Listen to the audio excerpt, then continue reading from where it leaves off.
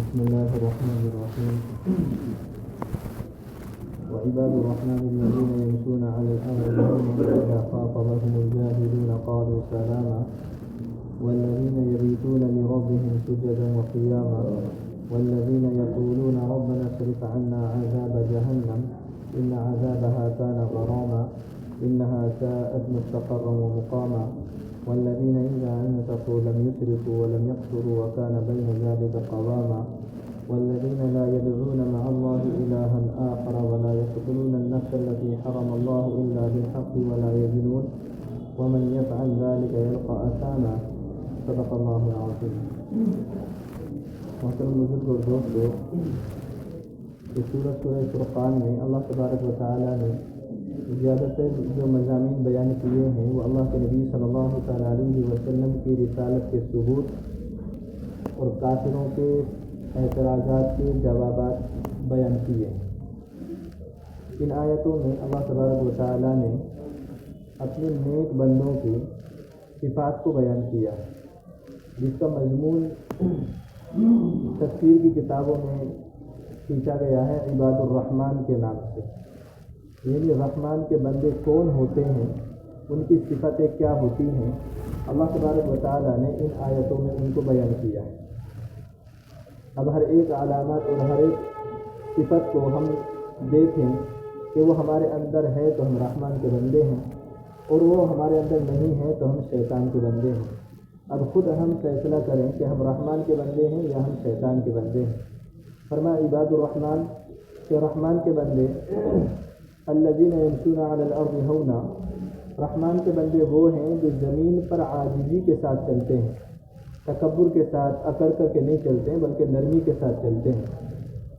بلکہ کتابوں میں یہاں تک لکھا ہے نبی علیہ السلام کی سیرت کو لے کر کے کہ اللہ کے نبی صلی اللہ تعالیٰ علیہ وسلم بہت زیادہ آہستہ نہیں چلا کرتے تھے، بلکہ اللہ کے نبی صلی اللہ تعالیٰ علیہ وسلم کی چال میں عاجزی ہوتی تھی اور ایسے چلتے تھے جیسے زمین سمٹ رہی ہو، یعنی تھوڑا تیز چلا کرتے تھے.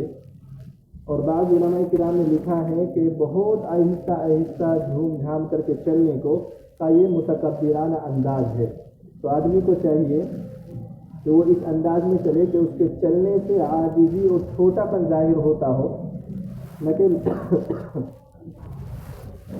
متکبرانہ چال سے آدمی کو چاہیے کہ بچے. تو پہلی صفت جو اللہ تبارک و تعالیٰ نے رحمان کے بندوں کی بیان کی وہ یہ ہے کہ وہ زمین پر عاجزی اور نرمی کے ساتھ چلیں. دوسری صفت جو بیان کی ہے وَإِذَا خَاطَبَهُمُ الْجَاهِلُونَ قَالُوا سَلَامًا، کہ جب ان سے جاہل لوگ بات کرتے ہیں تو وہ سلامتی سے بات کرتے ہیں. یہاں جاہل سے مراد وہ ہے جو بھی آدمی بدتمیزی کے ساتھ بات کرے، چاہے وہ پڑھا لکھا ہو یا وہ پڑھا لکھا نہ ہو. اور اگر کوئی پڑھائی لکھائی ہمیں یہ بات نہ سکھائے کہ ہمیں کس سے کیسے بات کرنا ہے، والد محترم ہیں، ہمارے بڑے ہیں تو ان سے کیسے بات کرنا ہے، اگر پڑھ لکھنے کے بعد بھی یہ چیز اگر ہمیں حاصل نہیں ہوتی تو ہماری پڑھائی لکھائی بیکار ہے. پڑھائی لکھائی کا سب سے پہلا مقصد یہ ہے کہ وہ چھوٹے بڑے میں فرق جانے اور ان کے ساتھ کیسے بات کرنی ہے اس کو یہ پتہ ہونا چاہیے تو پڑھا لکھا ہے. انجینئر بن جانا یا ڈاکٹر بن جانا یہ پڑھائی لکھائی کا ثبوت نہیں ہے. کوئی ڈگریاں لے کر کے ساتھ نہیں گھومتا، جب زبان کھلتی ہے تو آدمی کو پتہ چل جاتا ہے کہ کتنے پانی میں ہے. تو فرمایا کہ رحمان کے بندوں کی دوسری صفت یہ ہے کہ جب جاہل ان سے بات کرتے ہیں تو وہ سلامتی سے بات کرتے ہیں، ان کو بھی وہ سلامتی کے ساتھ جواب دیتے ہیں. ان سے بدتمیزی کے بدلے میں بدتمیزی نہیں کرتے. ہمارے یہاں کیا اصول ہے، ہمارے یہاں تو یہ چلتا ہے کہ بھائی جیسے کرے گا ویسے بھرے گا. اگر تو ہمارے ساتھ برا کرے گا تو میں تمہارے ساتھ برا کروں گا، تو میرے ساتھ بدتمیزی سے بولے گا تو میں تمہارے ساتھ بدتمیزی سے بولوں گا. میرے آقا محمد عربی صلی اللہ تعالیٰ علیہ وسلم نے مجھے آپ کو یہ اخلاق نہیں دیے. نبی علیہ السلام کے اخلاق تو یہ تھے کہ آپ کے ساتھ کوئی ظلم و زیادتی بھی کرے آپ ان کے ساتھ بھی تواضع سے پیش آیا کرتے تھے. آپ کو کوئی ستائے آپ ان کے لیے دعا کیا کرتے تھے. یہ اخلاق نبی علیہ السلام ہمیں دے کر کے گئے ہیں. تو دوسری صفت کہ جب جاہل ان سے بات کرتے تھے تو وہ جب جاہل ان سے بات کرتے ہیں تو وہ ان کو سلامتی سے بات کرتے ہیں. تیسری صفت وَالَّذِينَ يَبِيتُونَ لِرَبِّهِمْ سُجَّدًا وَقِيَامًا، تب وہ رات کو اپنے رب کے سامنے سجدے میں اور قیام میں ہوتے ہیں. تو ان کی رات جو گزرتی ہے تو وہ اپنے رب کے سامنے کہیں سجدے میں پڑے ہوتے ہیں اور کہیں قیام میں ہوتے ہیں۔ آج کے لوگوں کی طرح نہیں ہے کہ یا تو سونے میں گزر جاتی، اگر کوئی آدمی عشاء کی نماز پڑھ کر کے سو جائے اور فجر کی نماز اٹھ کر کے پڑھ لے تو بھی غنیمت ہے، لیکن ہوتا اکثر ایسا نہیں ہے، کیونکہ ہم عشاء کے بعد زیادہ تر لوگ گناہوں میں مبتلا ہو جاتے ہیں اور اس کے بعد رات بھر ایسی ہماری گزر جاتی ہے، اور نیک بندوں کی پہچان یہ ہے کہ وہ رات گزارتے اپنے رب کے سامنے سجدہ کر کے اور قیام کر کے۔ فرمایا والذین یقولون ربنا اصرف عنا عذاب جہنم، اور فرمایا چوتھی صفت یہ ہے کہ وہ کہتے ہیں اے ہمارے رب ہمیں جہنم کے عذاب سے دور رکھ۔ وہ جہنم کے عذاب سے پناہ مانگتے ہیں، جو اللہ کے بندے ہوتے ہیں وہ جہنم سے ڈرتے ہیں اور اللہ تبارک و تعالیٰ سے اس کی پناہ بھی مانگتے ہیں۔ ثم ان عذابها كان غراما، بے شک اس کا عذاب یعنی جہنم کا عذاب سمٹنے والا ہے۔ فإنها ساءت مستقرا ومقاما، بے شک جہنم بہت ہی برا ٹھکانہ اور بہت ہی بری جگہ ہے۔ فرمایا والذین اذا انفقوا، کا پانچویں صفت یہ ہے کہ جب وہ خرچ کرتے ہیں، اذا انفقوا جب وہ خرچ کرتے ہیں، لم یسرفوا تو وہ فضول خرچی نہیں کرتے ہیں، ولم یقتروا اور نہ وہ تنگی کرتے ہیں، کہ جہاں جتنا خرچ کرنے کی ضرورت ہے اتنا ہی خرچ کرنا چاہیے۔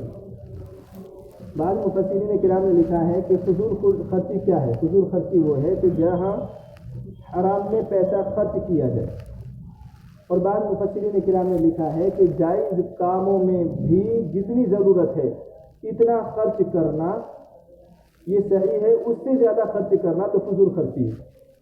جائز کاموں میں بھی حد سے زیادہ تجاوز کرنا کا یہ فضول خرچی میں شمار ہوگا۔ اور فرمایا ولم یقتروا اور نہ تنگی کرتے ہیں کہ ضرورت ہے کسی چیز کی پھر اس سے آدمی صبر کر رہا ہے، جبکہ اس کی وہ چیز خرید سکتا ہے، ضرورت کی ہے تو اس کو چاہیے وہ چیز خریدے۔ ولم یقتروا نہ وہ تنگی کرتے ہیں، وکان بین ذلک قواما، فرمایا کہ وہ اس کے درمیان زندگی گزارتے ہیں، نہ تو حد سے تجاوز کرتے خرچ کرنے میں اور نہ وہ تنگی کرتے، نہ کنجوس بن جاتے ہیں اور نہ وہ فضول خرچی کرنے والے بنتے ہیں، بلکہ اس کے درمیان کی زندگی گزارتے ہیں۔